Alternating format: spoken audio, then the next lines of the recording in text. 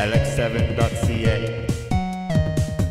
From your ears to your brain, electronic music, Lx7.ca. Alright, welcome to the show. It's Lx7.ca. I'm your host, Vergel Evans, and the show is There's Something in That Square. Of course, the square being me, and the something being all this. Music. In fact, this week, I thought I'd do something different because the last video podcast, I got a lot of positive feedback on it, and people were asking me, how did you do that? Because the MPC, this little box here, is great for doing what I was doing, as you saw in the video podcast, but people were wondering how I put it together, how I came up with the idea. Now, a couple of shows ago, I did a show called Now with 5 Sounds or Less, basically where I was trying to cover the fact that I only use about 5 or 6 sounds per song to make some of this techno. I thought this week, why not do another video podcast and really break it down and explain that right here in video. So if you can imagine, I've been working on this track off and on for a couple, I don't know, a week or two, and I thought that it would be really neat to take it as it was before it's done, and I'll play the whole song, I'll finish it off and put it on another episode.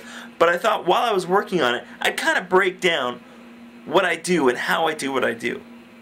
So imagine, here we are in the studio. We don't have to imagine. Here we are in the studio, and what I generally do is I like to pick a sound to start with.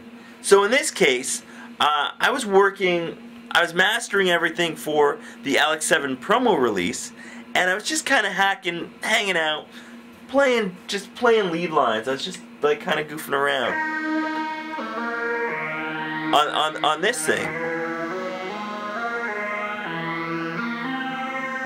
I was just playing with that sound, and I thought that was really neat. So I thought, while I was playing, or while things were rendering over on the gear over here, on the computer, while stuff was rendering over there, I thought, why don't I just try and hack out a synth line?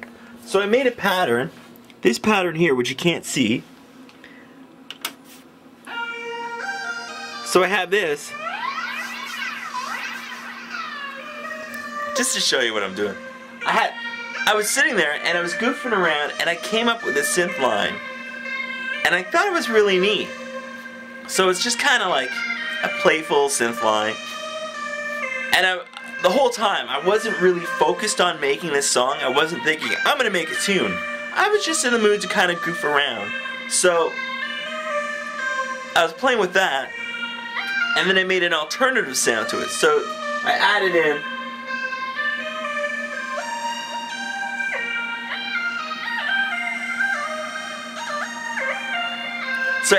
two different synth lead sounds together just to see what would happen.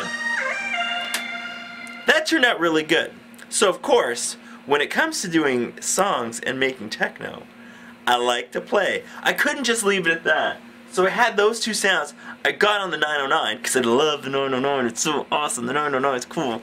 And I did a drum beat. So I did this over here.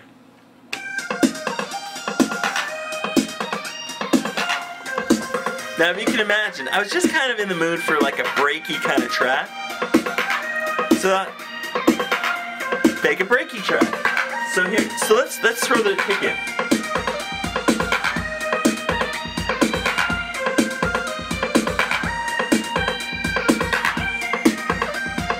Okay, so that drum loop was a little busy. So I started pulling things out. Just kind of chilling it out, keeping it like on that groove. And I really liked how that was sounding. So on the drums, I made 3 different versions. I have this one. This is like a breakdown.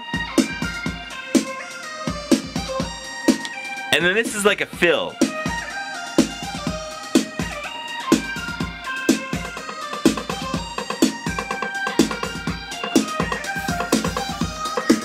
So you get the idea now. Now it's kind of bumping, it's kind of grooving. So we've got, if you were to think about it, we're using 2 sounds now. We've got the lead synth sound and the drums. That's 2 sounds. But that's not enough. So I went back into the MPC and thought, We need a bass line. So if you imagine, I made two bass lines. I made one here and then another one. And they're alternating. They're two alternating bass lines. So let's just stop everything for a sec. Let's just stop that for a sec. And let's listen to the bass line. Now what's really neat with bass lines, I don't know if you guys go through this, I like a bass line that makes my ass shake. If I don't feel like bopping and getting into it, it's not the bass line. It's not the bass line for me. Now I'm not saying that's the bass line for everybody, it's not the bass line for me. So I made this one little bass line. This is what it sounded like. So on its own, you're thinking, yeah, that's kind of, it doesn't really go anywhere. And I made an alternative version of it.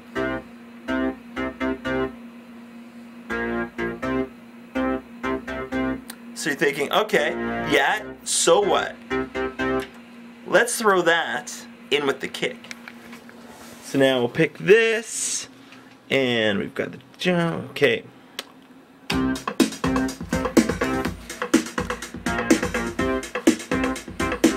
So you hear how there's that snares popping in there? Pop, pop, pop.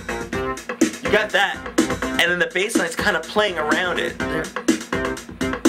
There's like a little bit of tension in there.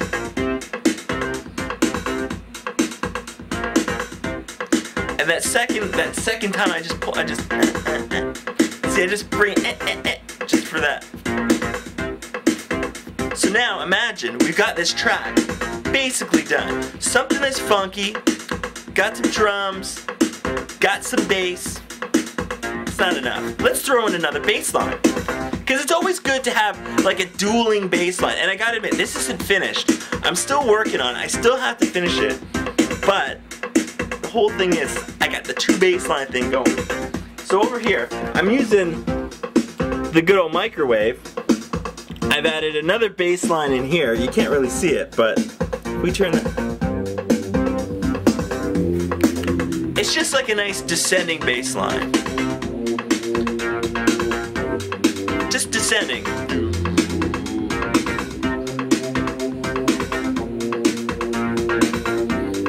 So something about, I don't know, maybe it's just me, maybe I'm crazy, but something about this just seems right. And what I love about the microwave, see, some people aren't into the microwave sound. I think the microwave is like the modernized version of the Juno. When I first got my first synth, which was a Juno 106, I loved it because I could control everything with it. And with this, at the time, that was one of the best synths to do that. That was like a continuation of it that gave me more options. I always wanted a Jupiter. I've always wanted, you know, something big and fat and thick. This was my modern day equivalent of it. So you hear that? We got this kind of funky. It's just funky. So let's just drop the cutoff on that. See, that's what I'm doing. I'm doing the cutoff. See, cutoff. It's all about the cutoff. Filter cutoff, all good. So now we've got two bass lines, basic drums. Now what we need to do is round that track out. That's so cool. So we're gonna round the track out with just another synth line. So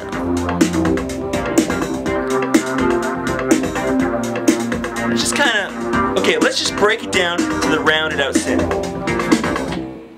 So imagine, right? Imagine this.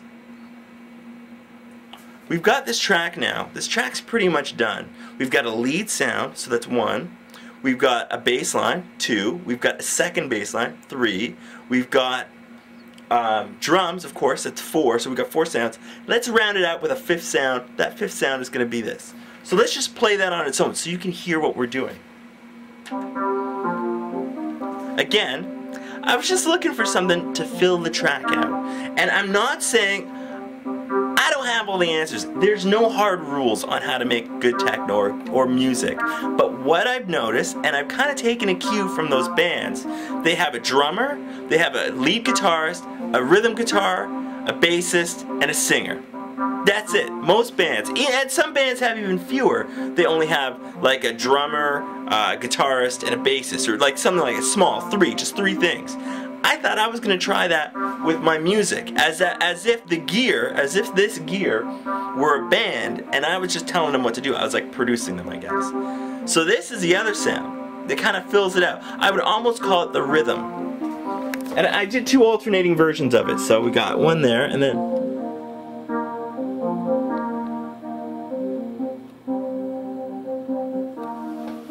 So if you can imagine, we got two sounds there that are, I don't know, the rhythm, that just kind of fill out the track. Now let's listen to the drums with this, just the two alone.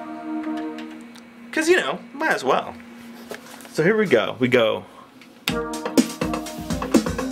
So if you can imagine, we've got this rhythm sound that just is kind of playing in there. Just kind of, again, it gives it that shake. That just shake. So, but now if we add this to the bass line, the first bass line,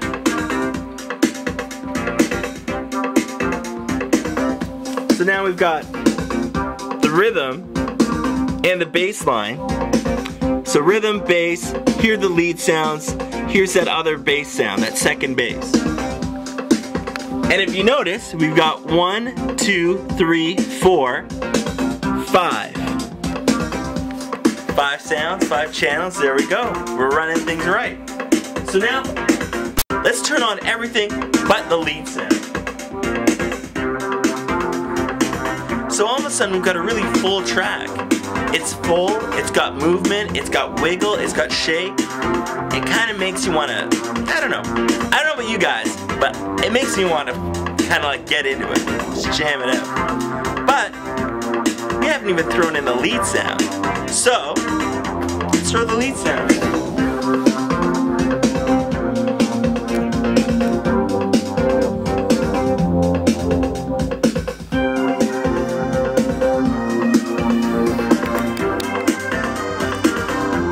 You can feel that, right? You can feel where that's coming from now.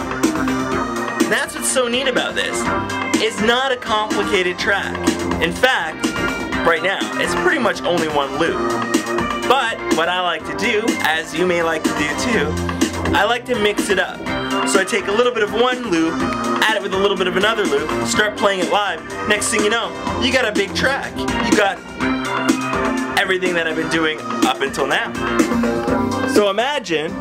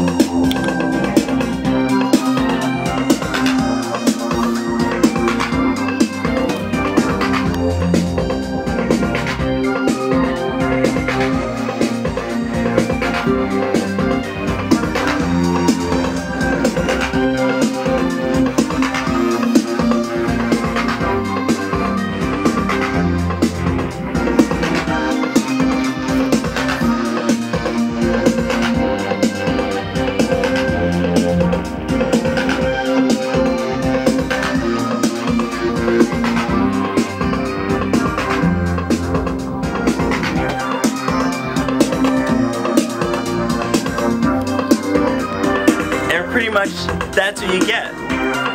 5 sounds, 1 tune, and it's done. So, there's my little intro on how to make at least a full track. It's not a rule. I'm not saying that this is the way to do it, but from what I've experienced, it hasn't done me wrong yet.